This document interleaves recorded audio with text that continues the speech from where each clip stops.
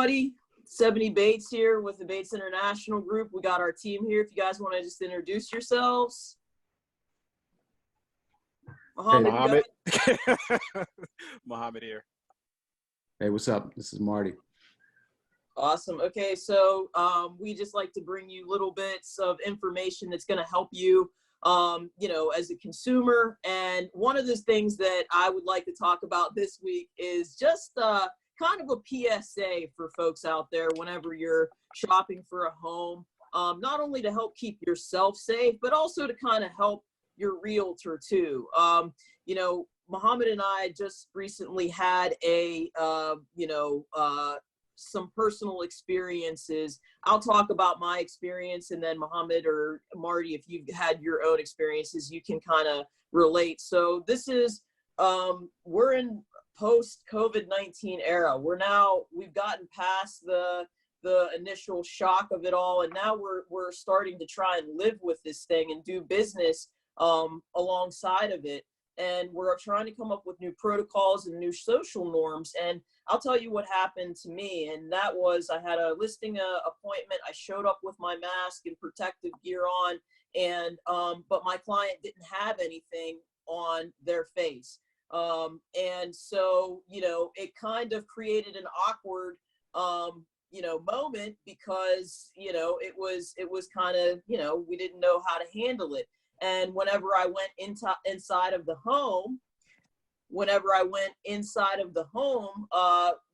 was there to review contract work, and I noticed that I was now standing in the house with about 5 other people who weren't wearing protective, gear, no mask, no nothing. And so this is something that is starting to come up a lot between the folks that believe in social distancing and the folks that don't really believe in social distancing. So I would say, as a social norm and as a PSA, when you're shopping for homes, plan to wear a mask, plan to wear, something to protect yourself, because, you're entering in someone else's home. You don't know, what they may have come into contact with. And likewise, you don't want to leave anything behind, just out of fairness, because, we come into contact with a lot of people. So we want to make sure that everybody's being safe. So that's my PSA, based on my personal experience of what I keep running up against. Do you have any anecdotal experiences, you guys, things that have come up since this COVID-19 that with clients? Same situation. So I've had clients that show up uber prepared, and for example, I had a client that's always prepared, gloves, mask. The same client had a car issue, and their car basically died, and we're in the process of going through identifying, home inspection, all those things, and they needed a ride. And I felt, I normally don't have clients in my vehicle, but under the circumstances and when we were in the process, I felt okay having this particular client, even under the circumstances, in my vehicle for that short period of time, because they are very conscious about safety. So that made me feel a lot better about, kind of going that extra mile and helping out in this situation, as opposed to telling them to get an Uber.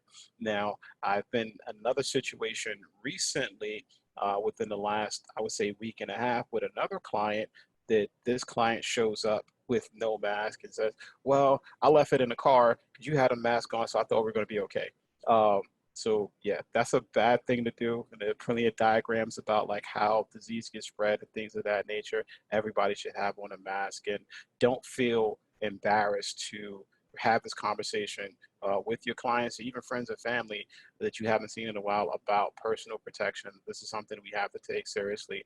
I'm not shy about, hey, put a mask on, or, kind of maintaining an extra level of social distancing for people who don't want to follow the rules.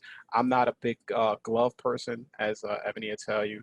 I'm a hand wash person. I believe in washing your hands on a regular basis. People wear gloves, but they don't change out their gloves. So you go from surface to surface to surface. You basically bring the germs along with you constantly. If you're not washing the outside of your gloves, I feel like the best step to take is consistent and persistent hand washing and personal hygiene. So yeah, have that conversation. Don't expose yourself.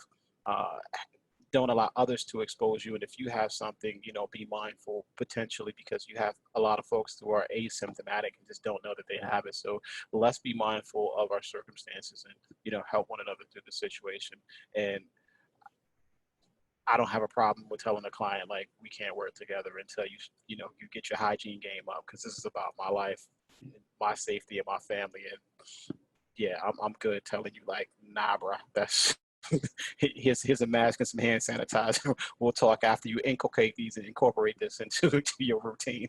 That's what I was about to ask you. With the situation with your client that didn't have any type of protective gear, did you offer them a mask, or what's your procedure with that situation? It took me so far off guard the first time that we did offer them a mask. They was like, nah, we good. We ended up dealing with everything outside. I basically increased the level of social distance, and as opposed to signing paperwork in a closed and confined space, we did it outside. So you're over there, sign here, I'm gonna go stand over here, because at the end of the day, I'm responsible for my safety. And if you don't take yours seriously, that's fine. I take mine seriously. So I'm gonna make sure we do it with a lot of fresh air. That's how we work that one out. And I also, to answer that question, Marty, I did offer, I luckily had an extra mask and was able to offer one. So I guess as realtors, we're going to have to figure out what our new protocols are. And I think that's something that we have a lot to talk about in our roundtable.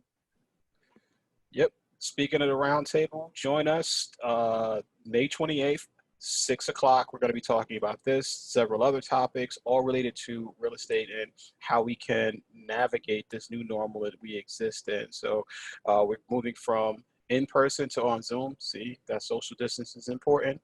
Put it on the interwebs. So May 28th, 6 o'clock, 30 minutes or so. We're going to be covering a lot of stuff, and give you an opportunity to learn more, interact with us, and we'll have a great conversation, a lot of good information about how we're going to manage and move forward in the post-apocalypse era. Thanks, everybody. Talk to you next time.